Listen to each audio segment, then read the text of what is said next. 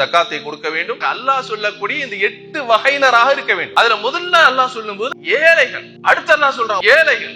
அப்ப அல்லாஹ் 2 ஏழைகளை ஏன் சொல்கிறான்? அந்த ஃபகீருக்கு வாழ்க்கையில வாழ்வதற்கு எந்த வாழ்வாதாரமும் இருக்காது, அடுத்த வேளை உணவுக்கு வழி இருக்காது. அடுத்து அல்லாஹ் 2வது சாராரா சொல்லும் போது மிஸ்கீன் இருக்கும், ஆனால் அவர்களுக்கு போதாது, அவருக்கு பற்றாக்குறை இருக்கும், இவரும் ஏழை தான். அடுத்து யார் என்று சொன்னால் அந்த ஜக்காத்துடைய அந்த ஃபண்டை நிர்வகிக்கக்கூடியவர்கள், அதற்காக பணி செய்யக்கூடிய, அதுக்காக இருக்கக்கூடிய அந்த பணியாளர்கள், அவர்களுக்கு கொடுக்க வேண்டும். அடுத்து 4வதாக உள்ளங்கள் ஈர்க்கப்பட்டவர்கள், இஸ்லாத்தை அதிகமாக விரும்பக்கூடியவர்கள், இஸ்லாத்தை விரும்பி வர்றாங்க, இவர்கள் இஸ்லாத்துக்கு வந்தவர்கள் என்பதைத்தான் அறிஞர்கள் குறிப்பிடுகிறார்கள், இவர்களுக்கு கொடுக்கிறது. அடுத்து யாரன்னா அடிமைகள், அவர்களுக்கும் கொடுக்கலாம். அடுத்து சாரார் கடனாளிகள், அவர்களுக்கும் கொடுக்கலாம். பெரிய கோடீஸ்வரனா இருந்திருப்பார், பெரிய ஜமீன்தாரா இருந்திருப்பார், வியாபாரத்தை இழந்தார், லாஸ் ஆகி ஒன்னில்லாமல் நின்றிருப்பார், அவரும் ஏழை லிஸ்ட்ல வந்துருவார். அவர் செல்வம் தரா இருந்தார தேவையில்லை, கடனாளிகள் அவர்களுக்கும் கொடுக்கலாம். அல்லாஹ்வுடைய பாதை, அல்லாஹ்வுடைய பாதை என்று சொன்னால் ஜிஹாத், அல்லாஹ்வுடைய பாதைக்காக போறது, போரிடுவது, அதுதான். அடுத்ததாக அல்லாஹ் 8வது சாரராக சொல்றான்